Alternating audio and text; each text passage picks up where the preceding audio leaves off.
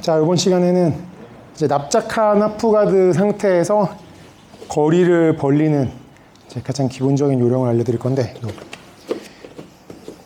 자, 하프가드인데 니실드도 없고 언더훅도 없는 상태. 그래서 여기서 니실드가 있으면은 거리를 낼 수가 있는 거고, 언더훅을 잡았으면은 등 쪽으로 볼 수 있지만 언더훅도 뺏기고 이렇게 나와 있는 상태.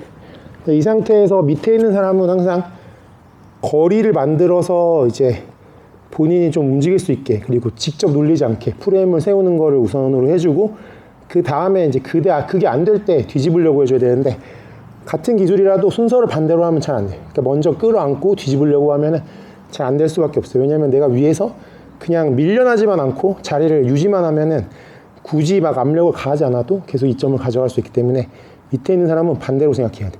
그래서 이렇게 나와 있을 때 우리 둘 사이에 밑에 있는 사람이 만들 수 있는 제일 짧은 프레임은 팔꿈치 프레임인데, 내 몸이 지금 평평하게, 골반이 평평하고 허리가 평평한 상태에서는 머리가 엉덩이보다 앞으로 숙여지기가 좋아, 구조적으로. 그래서 이쪽 손으로 제 얼굴을 미는 거는 제가 허락하지 않으면 불가능할 수도 있어요. 그래서 평평할 때는 제일 가까운 프레임이 이쪽 팔꿈치 프레임. 이 팔꿈치 프레임이 내 허벅지 안쪽을 막아주고, 손이 허벅지 안쪽을 막아주고, 여기서 계속 거리가 나와서 무릎이 올라올 수 있으면은, 그러면 이제 무릎 프레임이 들어가서 거리가 벌어지는 거예요. 그래서 뒤집어.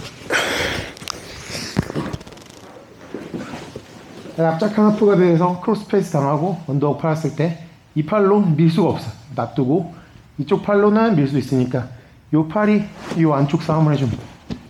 근데 상대방이 무릎을 안으로 붙일수록 내가 안으로 다시 들어가기 힘들어져.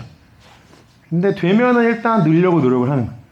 근데 얘를 너무 안 넣어줄 때는 이쪽 베이스가 지금 상대방이 약해진 상태가 된 거라고 생각하면 돼. 그래서 내가 안으로 넣으려고 했는데 너무 안으로 붙여주면, 그러면 막은 다음에 이쪽 방향으로 뒤집는 게 가능해지는 거야. 반대로 생각하면 이 무릎을 많이 벌려가지고 베이스가 좋은 사람을 내가 붙잡고 이쪽으로 넘기려고 하는 건 안 되겠죠. 항상 우리 둘 사이에 틈이 있으면은 프레임을 넣어서 거리를 벌리려고 노력해주는 거예요. 그래서 첫 번째는 이쪽 프레임이고, 두 번째로는 엉덩이를 빼주는 거예요. 그래서 언더훅이 파인 쪽에서 엉덩이를 계속 빼주는데, 엉덩이가 빠지면 빠질수록 니실드가 들어갈 수 있고, 니실드가 들어가지면은 다시 상체 프레임도 확보가 되고, 여기서부터 안전거리를 만들어서 본인 게임으로 들어갈 수가 있어요. 니실드를 넣지 않는 사람들은 뭐 버터플라이 훅을 넣어도 되는데, 어쨌든 간에 훅이 들어가든 니실드가 들어가든 거리가 생기면은 아까보다 훨씬 좋아지는 거예요. 근데 내가 이제 엉덩이를 뺄 때 상대방이 이 무릎으로 저를 따라오면, 뺄 때마다 이렇게 따라온다고 생각하면 그러면 공간을 만들 수가 없죠. 근데 상대방이 내 왼쪽 라인으로 너무 많이 따라올 때, 그럴 때 존에인 스윕을 하면은 상대방 중심에 맞춰가지고 상대방을 뒤집을 수 있어요. 이것도 마찬가지로 상대방이 오른 무릎을 충분히 벌리고 머리가 왼쪽으로 빠져 있는데, 여기서 내가 존에인을 하는 거는 의미가 없어요. 그래서 거리를 벌리는 걸 항상 우선순위로 해서 엉덩이를 빼서, 이 사람이 거리를 주면 니실드나 버터플라이 훅 싸움을 해주고, 거리를 전혀 안 주고 따라올 때 존에인으로 흔들어줍니다. 그래서 같은 기술이라도 쓰는 순서에 따라서 좀 다른데, 세 번째로 많이 나오는 상황은 내 이쪽 가까운 쪽에 언더훅 쪽 말고 반대쪽 프레임을 세우고 싶은데 상대방이 이쪽 골반을 깔아버리는 거예요.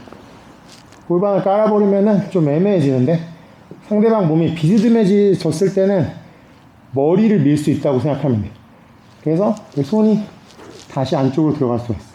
사실 이거는 이제 사이드에서도 같은 원칙인데, 상대방이 몸이 평평하면, 일어나봐요.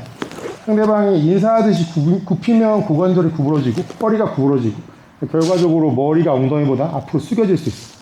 하지만 견누르기 식으로 몸을 틀면은, 견누르기 진짜 그냥 견누르기인데 머리 엉덩이보다 낮춰봐. 머리가 엉덩이가 더 높아지고, 이거는 자연스럽지 않죠. 그 말은 상대방 몸이 옆으로 틀어져 있을 때는 이쪽에서 공간이 생긴다는. 근데 평평할 때는 이쪽에서 공간이 생기지 않고 오히려 이쪽에서 공간이 생길 수가 있다. 그래서 납작한 하프가드에서도 마찬가지로 상대방이 옆으로 깔면 이쪽 프레임이 먼저 생기는 거예요.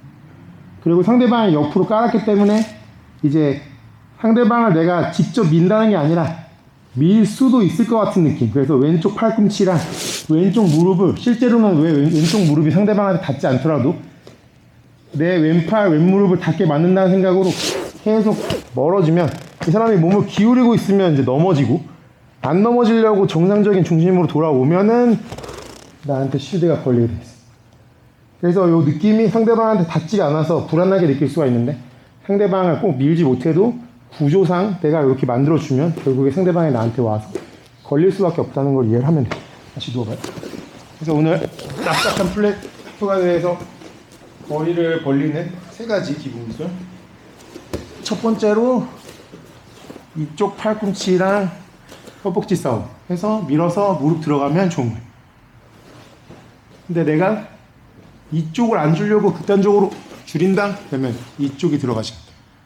그리고 이쪽이 들어간 상태에서는 항상 이 무릎이 나한테 닿지 않더라도 그냥 확신을 가지고 계속 빠져나갑니다. 내가 이렇게 옆으로 누워있으면 어차피 누를 수가 없다는 얘기죠. 내가 누르려면 이쪽 몸을 누르러 가야 되고, 가면 여기 걸리게 돼 있어. 그리고 내 머리랑 몸이 다 한쪽 옆으로 많이 빠졌을 때가 존웨인을 할 수 있는 타이밍인데, 그냥 엉덩이 빼고 니실드 같은 거 시도할 때 내가 적극적으로 따라다니면, 그러면 존웨인 할 수 있는 거예요. 됐어요. 그래서 윗지나 뭐 존웨인 같이 잡아서 넘기는 류의 동작은 밀어내는 동작을 선행한 후에 밀려나지 않을 때, 그때 써주는 게 훨씬 더 안정적으로 게임을 가져갔습니다. 오늘 납작한 하프가드에서 머리 벌리는 거 여기까지.